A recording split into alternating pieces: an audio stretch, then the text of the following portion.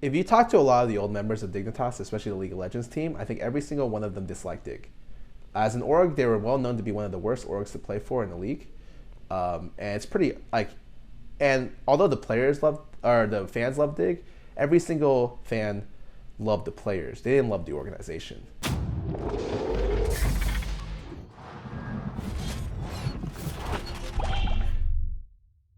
All right, this is Azento from Esports Heaven, and I have here with me Scarra. Long time no see, especially at the LCS. So what have you been up to lately? Lately, I've been a full-time TFT streamer. But before that, I've just been doing like a kind of stream every day challenge, because that's what originally the year started as. I was like, let's just stream every day. I'm like almost 200 days into it, so. Damn. Yeah, I've just been like streaming, and then suddenly like I blew up with TFT. And all of a sudden, I have a lot of people requesting my interview. Before I walked into this room, I have been getting requests from every single, or like a lot of the major magazines being like, can we get an interview? I was like, no, absolutely not. So the three interviews I'm doing today are going to be the three first interviews I've done since I started playing TFT, or the entire year almost, I think. Damn. What's funny is I haven't even played the game yet. So. Don't worry about it. It's not even important. So I want to get into, though, your kind of career as a player, because I noticed you didn't really role swap ever. I mean, other than like Delta Fox or whatever, but I don't really count that. Yeah. So why did you never role swap? I think role swapping is something that's a little bit overrated. Generally speaking, if you're looking to refine the talent, you want to refine it to a T. It's very rare you find players that are good enough to be able to be flexible to play multiple roles. If you look at teams like G2, like they aren't the norm, they're the exception, right? So like you needed a mid lane to swap to AD to somehow perform at a top level for that team to be relevant, and then you need the four teammates on that team to be able to be flexible enough to play different characters in different roles for that team to be a world class team. And it turns out, hey, they could, but like every other team that's tried to do that failed, and you'll hear about them. Yeah. So I know you did kind of role swap as a coach way back in the day, but it wasn't quite the success in which everyone was hoping for. I think coaching wise, I can look back on that, and before playoffs, I would say I was like a top 3 coach or a top 4 coach, which doesn't mean anything. For me, I was like, I'm very good at being able to look back and be like as objective as I possibly can be. How did I perform in X, Y, Z position? I look back, probably top 3, 4 before playoffs. At playoffs, I did pretty poorly, straight up. And I was one of the main reasons why they lost. And I definitely take like that whole split was like kind of my fault in terms of like how it ended at the very least.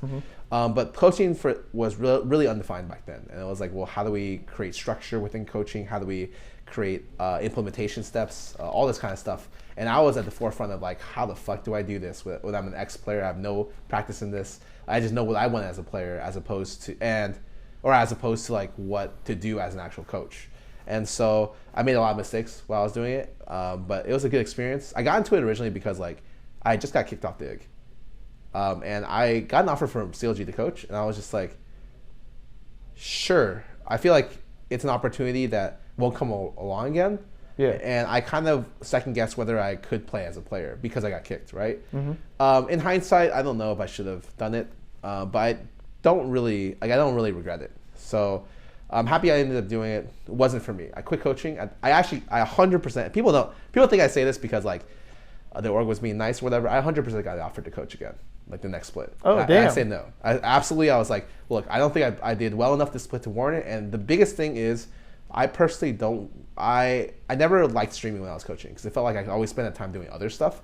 And I feel like if I'm not as motivated to win games or win championships as the players are, I don't deserve to be their coach.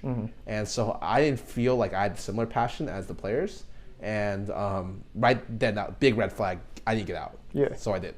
So talking about streaming, I guess, because a lot of players have decided to partially stream, or some players don't even stream and they just focus on the competitive aspect. But I want to focus on the branding, situation for players. Do you think players brand themselves well within the LCS? Most players don't know what branding is, and I think that's fine.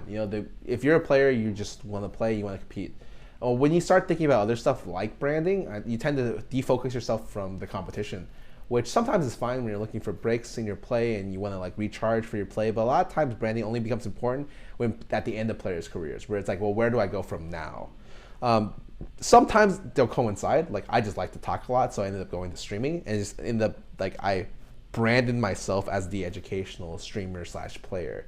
I didn't mean to do that. It wasn't intentional. It just happened by coincidence. Similar to how like I'm coincidentally a TFT streamer now because it just happened. And so like I feel like a lot of my life has been pretty lucky, and then capturing that luck is what I've done a good job at. Yeah. So last question, I guess. What do you think about Dignitas coming back?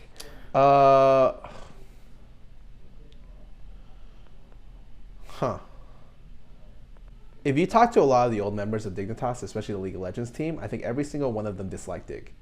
As an org, they were well known to be one of the worst orgs to play for in the league, and it's pretty like. And although the players loved or the fans loved Dig, every single fan loved the players. They didn't love the organization because we the players became much bigger than the org could ever support. I think the organization did a lot to. I think the organization did less to build the players' brands than the players did, and so that's why you'll always know Dig as the goofy team with Cutie Pie or Patoy or Kiwi Kid, Crumbs, me, Shifter, right?